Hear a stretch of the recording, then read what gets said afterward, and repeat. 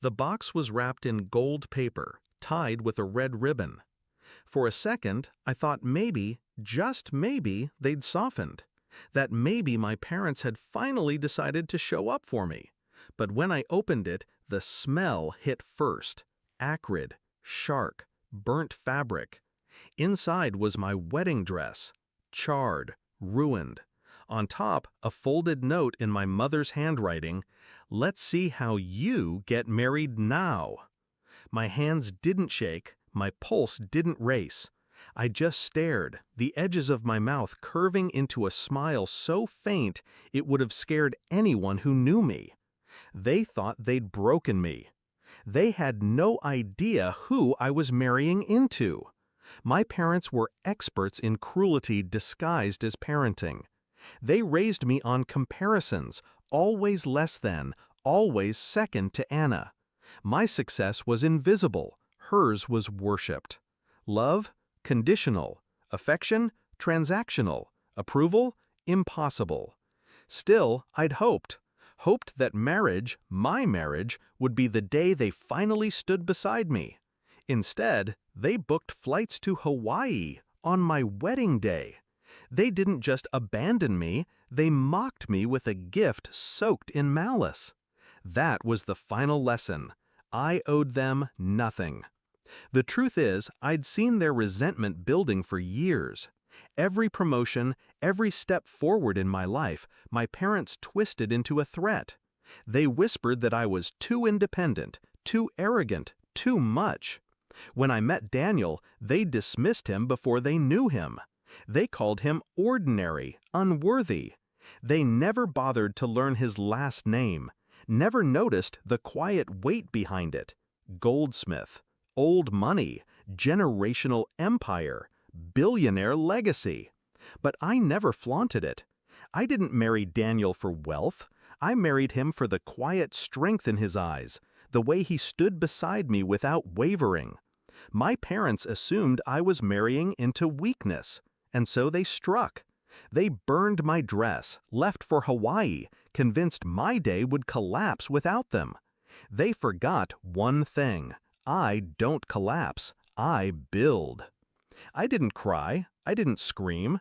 Instead, I walked into the bedroom where Daniel's mother was waiting. She saw the box, saw the ashes, and her face hardened. "Sweetheart," she said softly, "we'll take care of this." And they did. Within hours, a custom gown arrived, flown in, hand-stitched, priceless. Tailored overnight by people who owed the goldsmith's favors that stretched across continents. While my parents sipped cocktails on Waikiki Beach, I was being fitted into a gown worth more than their entire house. I didn't need revenge in that moment. I just needed patience. The wedding was perfect, not because of the dress or the venue or the shimmering rings, but because I stood surrounded by people who chose me, who valued me, who didn't need to destroy me to feel powerful. Still, I knew what would sting my parents most. Not the ceremony itself, not my vows, but the image, the undeniable proof of what they'd underestimated and what they'd lost.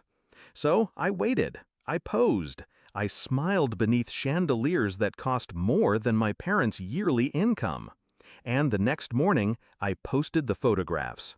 Not just me and Daniel, but me standing arm in arm with the Goldsmith family, the billionaires they had dismissed as ordinary, the in-laws who treated me like blood. The captions were simple, understated, family. And then the storm began. It started with calls, 1, then 5, then 50. By the end of the day, over 1,000 missed calls lit up my phone. My parents, my sister, numbers I hadn't seen in years. Voicemails piled in. My mother's voice, desperate, brittle. "Why didn't you tell us? We didn't know. We should have been there."